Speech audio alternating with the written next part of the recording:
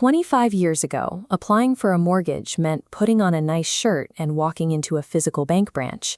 You sat across a mahogany desk from a real person, handed them a thick manila folder of paper pay stubs, and asked for a loan.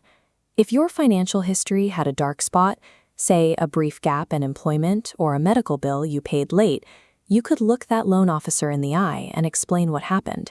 They had the power to use discretion and argue to the underwriters that you were a good risk. Today, that human element is gone. The person you chat with on a video call at the bank is largely a data entry clerk. They don't analyze your risk, and they lack the authority to override a rejection. Instead, your application is handed over to unyielding, invisible algorithms. These are massive software engines processing thousands of applications a minute. Applying for a mortgage is a strict mathematical optimization test. The machine ignores your character, your charm, or the fact that your boss promised you a promotion. It only reads the data. The new gatekeepers of the housing market are automated underwriting systems. Specifically, two main engines run the show: Desktop Underwriter and Loan Product Advisor. These systems translate your life into binary code. Once your debt is standardized, lenders can bundle it and sell it to massive Wall Street investors or government-backed entities like Fannie Mae. The software evaluates risk through aggregation. If a large chunk of your monthly paycheck goes towards student loans, the machine flags that. But if it scans your profile and sees a pristine credit score and 6 months of cash reserves, it balances the equation and issues an approval. But the algorithm also flags layered risk. If you combine that high debt with a mediocre credit score and zero savings, the machine calculates a high statistical probability of default. A human might have taken a chance on your stable job history, but the software simply slams the door shut. Because these digital high priests operate entirely on rigid mathematical logic, they cannot be reasoned with. If you want to survive the process, you have to understand exactly how the code works.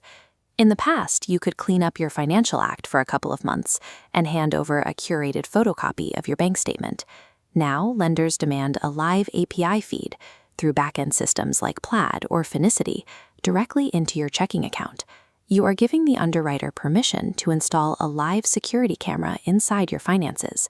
It scrapes and analyzes every single transaction you make over a 60 to 90-day window.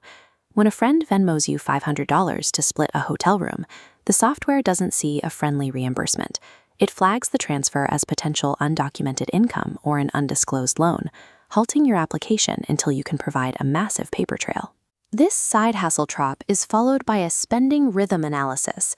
The software rewards stability. It penalizes an applicant whose account swings wildly from a large balance down to near zero after an impulse purchase, while favoring those who predictably save a set amount every single month. The feed also hunts for hidden liabilities.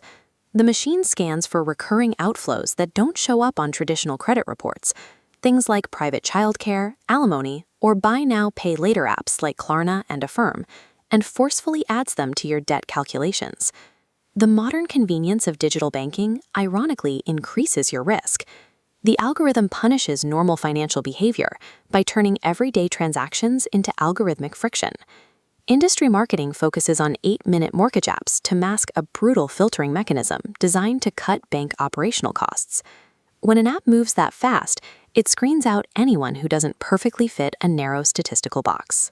If you are a freelancer with fluctuating seasonal income, or you use liquidated crypto for your down payment, the system won't pause for human clarification. It routes you straight to the rejection bin. Lenders are enforcing this strictness because the macroeconomic stakes are high.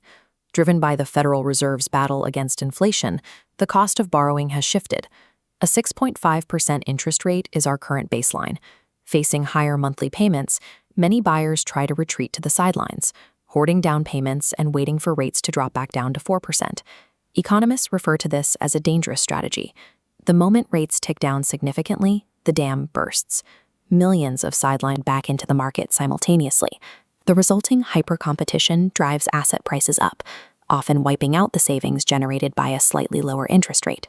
Navigating this market requires executing the old real estate maxim: marry the house, date the rate.